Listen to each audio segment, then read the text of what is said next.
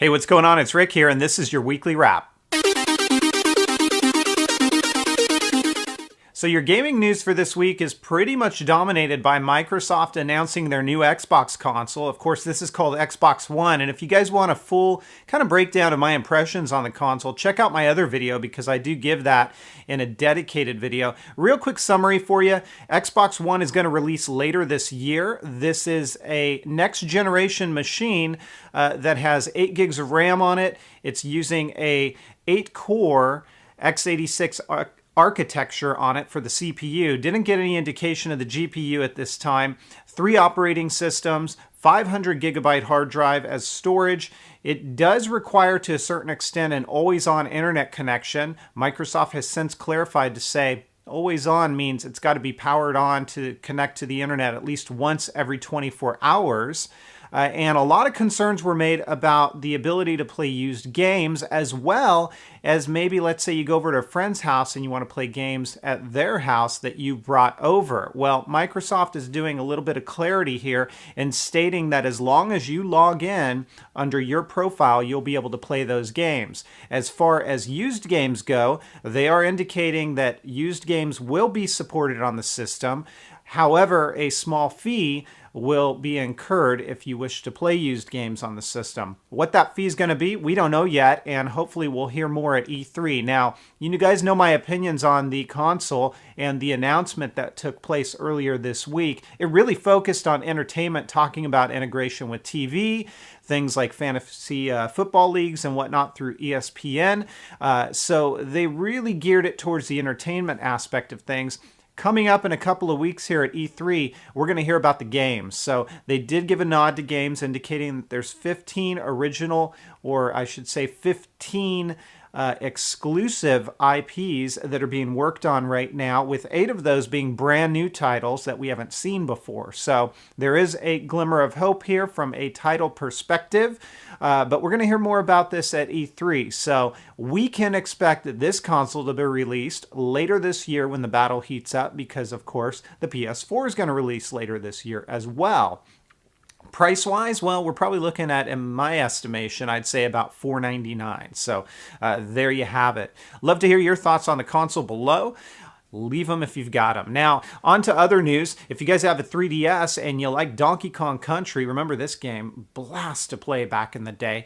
It's out today, at least as of Friday, May 24th. So in the US, just in time for the long holiday weekend. It is Donkey Kong Country Returns in 3D for the Nintendo 3DS. That releases today, and I know I'll be getting my Donkey Kong on a little bit later on today as I pick the game up. So I'll give my impressions and thoughts in a future video. Now, remember last week when I talked a little bit about EA saying they had no games in development for the Wii U? Well, time for a little bit of a backpedal here by EA. They're now coming out and providing a clarifying statement to say, well, we still have some games in development. So a little bit of damage control, maybe. We'll see what this means. And again, with E3 coming up in a couple of weeks, hopefully we'll get a better understanding of what that statement really means. Just a quick tech note this week. If you guys have Twitter and you're looking to strengthen your account, they have now instituted 2-step authentication. So you're going to want to go into your account settings under Twitter, and you'll see it listed there. You can strengthen your account by enabling 2-step authentication. So it's time for question of the week, but let's go ahead and take a look back at last week. And again, I asked you guys, is the Wii U in trouble? A couple of responses from you guys. I'm going to look down at my computer here and read these to you guys. First off, I'm sorry about the pronunciation of this. I believe it's Joachim Hansen, says, I think the Wii U is in trouble because they don't have that many games as Xbox and PS3, and EA is one of the biggest gaming companies, so I think they're in trouble.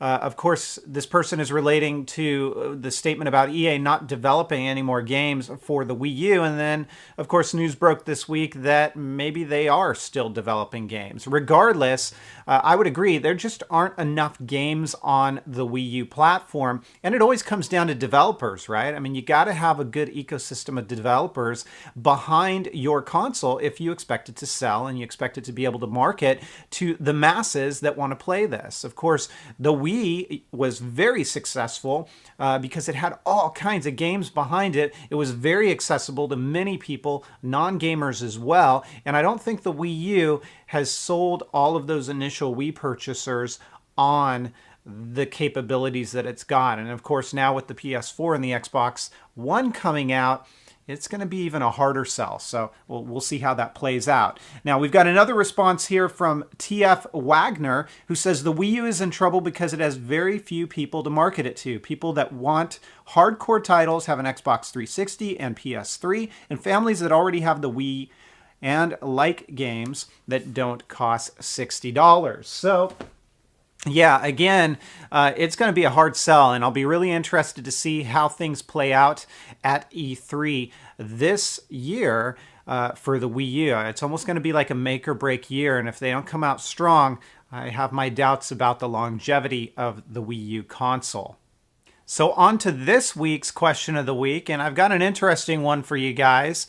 What is the one technology-related device that you can't live without? Just one. If you had to pick one and you couldn't live without it, what is it? Leave a comment down below, and I may read it on the air next week. So to wrap things up this week, I've got a few more codes for you guys. I'm sorry, Android users, I haven't been able to get any codes for you guys yet. So these are for Apple devices, and these codes are going to be for the games Where's My Perry, as well as Crosswords. You're seeing the codes scroll down below right now. They are one-time use only codes, so you're going to want to act fast and redeem them before somebody else does.